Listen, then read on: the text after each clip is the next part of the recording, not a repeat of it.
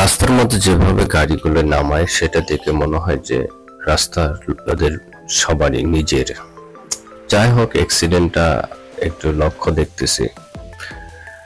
আমাদের সামনে যখন আমরা রাস্তার মধ্যে চলি তখন দেখা যায় তিন চাকার যে গাড়িগুলো আছে, রিক্সা গাড়িগুলো, তারপরে বলে অটো রিক্সা, এইগুলো যে স্পিডে যায় রে ভাই, এর স্পিড দেখলে মনে হবে যে উড়োজাহাজ যাচ্ছে রাস্তার মিডিল দিয়ে, কোনো চিন্তা ভাবনা নাই, ভয় ডর নাই। বড় গাড়িগুলো ওদেরকে দেখে সাইড দিতে হয়।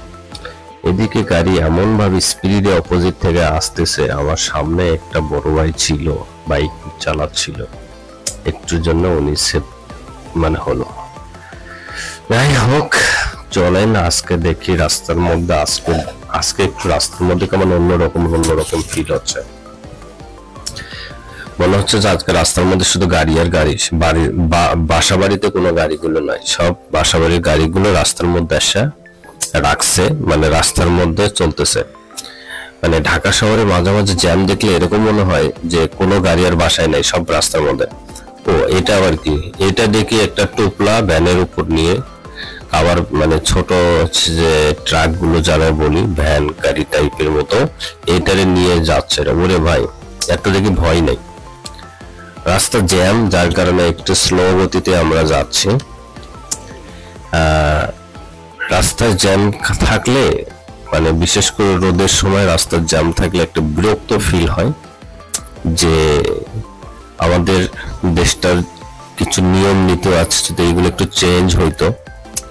যে ট্রাফিক সিস্টেম গুলো, যারা ড্রাইভার আছে দেখেন অপোজিট থেকে গাড়ি আসতেছে, আবার অপোজিটে কেউ এটা বন্ধ করে দিচ্ছে।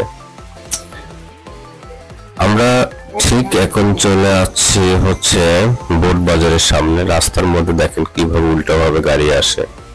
ট্রাফিক যারা থাকেন তারা অনেক চেষ্টা করেন, বাট ফাইনালি তাদের সাথে পায়রা ওঠেন না, যার কারণে এরকম আমার কাছে মনে হচ্ছে। এখন আমরা সামনে আর একটা জ্যাম দেখতেছি, এই জ্যামের একটা লক্ষণ দেখতেছি। ফিল হচ্ছে যে হয়তো সামনে কোনো একটা দুর্ঘটনা ঘটছে। আচ্ছা, একবার সত্য কথা, এখানে একটা বাইক অ্যাক্সিডেন্ট করছে। হয়তো উনি কোনো পথচারী পার হওয়ার সময় ওনার গাড়ির স্পিড বেশি ছিল, বেশি থাকার কারণে উনি যখন এটা ব্রেক ধরছে, হার্ড ব্রেক করছে, তখন গাড়িটা পড়ে গেছে, যার কারণে উনিও পড়ে গেছে। এটা কোনো গাড়ির সাথে মারে নাই, গাড়ির সাথে মারলে ওরকম লক্ষ্য করি নাই, দেখলাম না।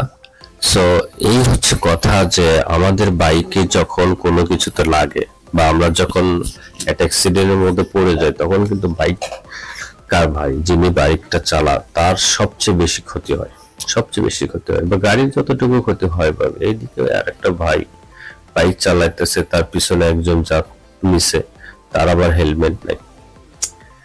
ভাই এটা করা উচিত না ভাই। রাস্তা কিছু কিছু জায়গায় ফাঁকা, যেখানে ফাঁকা আছে সেখানে দেখলে খুব ভালো লাগে, কারণ রাস্তা ফাঁকা, রাস্তায় গাড়ি চালাতে নিজের মধ্যে একটা ফিল হয় অন্যরকম। ও ভাই, মারামারি করিস না ভাই, চল মিলেমিশেই যায়। রাস্তার মধ্যে মারামারি না করাই ভালো। একজন আরেকজনের প্রতি দোষ দিয়ে গাড়ি চালানো একটু অন্যরকম ফিল হয়। যদিও রাস্তার মধ্যে নামলে অনেক অনিয়ম আছে। যাই হোক, আজকের মতো এখানেই শেষ, অন্য আরেকদিন। ধন্যবাদ।